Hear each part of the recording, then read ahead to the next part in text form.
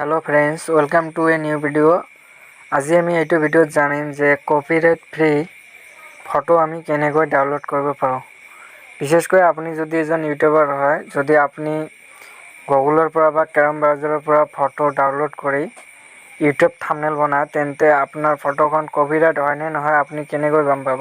যদি আপুনি কপিৰাইট নোহোৱা ফটোখন আপনাৰ ইউটিউব থাম্বনেলত লগা তেন্তে কেতিয়াবা আপোনাৰ সেইটো ভিডিঅ'ত কপিৰাইট ক্লেইম আহিব পাৰে। সেই কাৰণে আমি কেনেকৈ জানিব পাৰিম যে কোনটো ফটো ক্ৰম ব্ৰাউজাৰৰ ফটোবিলাকৰ কোনটো ফটো কপিৰাইট ফ্ৰী হয়। তো ইয়াৰ বাবে আমি মোবাইলত ক্ৰম ব্ৰাউজাৰটো প্ৰথমতে ওপেন কৰি লওঁ।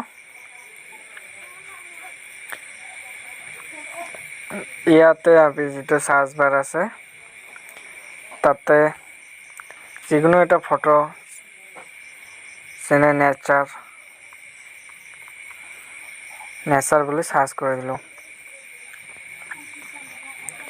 তো নেটওয়ার্কের অলপ ইস্যু হয়, সো অলপ ওয়েট করে থাকা।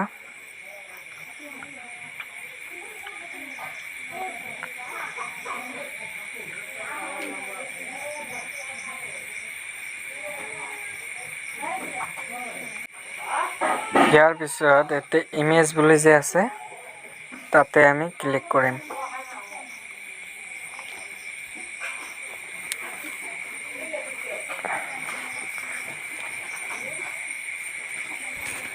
ক্লিক কৰাৰ পিছত আমাৰ সন্মুখত এনেকুৱা এখন পেজ খোল খাব, যাত সকলো প্ৰাকৃতিক ফটোবিলাক আহিছে।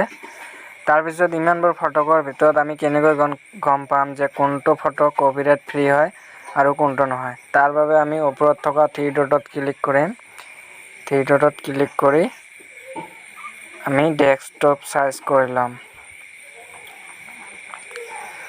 অলপ ধৈৰ্য ধৰিব, নেটৱৰ্কৰ প্ৰব্লেম হৈ আছে, সেইকাৰণে অলপ স্লো হৈ আছে, ওয়েট কৰিব।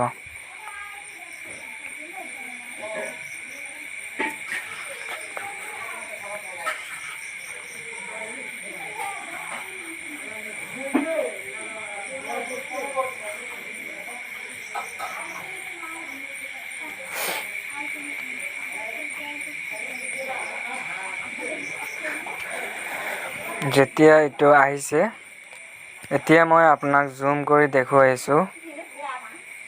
ইয়াত ওপৰ ফালে এটা টোল বুলি লিখা আছে, সেই টোলত এবাৰ ক্লিক কৰি দিম।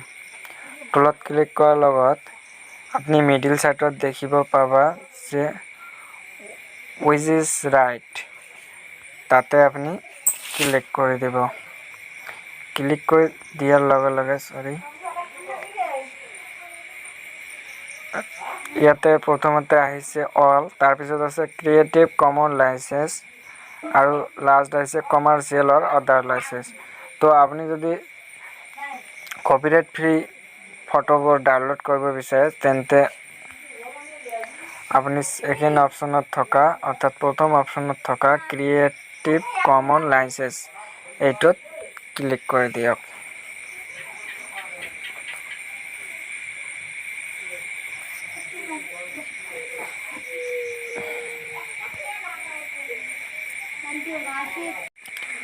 আৰু এতিয়া ফটোবিলাক আহিছে যে ক্ৰিয়েট কমন লাইসেন্স। তো আপুনি ইয়াৰ যিকোনো এখন ফটো ডাউনলোড কৰিব পাৰে, ইয়াত কোনো কপিৰাইট ক্লেইম আহিব নোৱাৰে, কাৰণ এইবিলাক কপিৰাইট ফ্ৰী হয়। সো ভিডিওটো ভাল লাগি থাকিলে লাইক কৰিব, লগতে চেনেলটো সাবস্ক্ৰাইব কৰিব আৰু বেল আইকনটো অন কৰি ৰাখিব, যাতে আগতীয়া ভিডিঅ'বোৰ আপোনাৰ ওচৰত সকলোতকৈ আগত যায়। Thank U.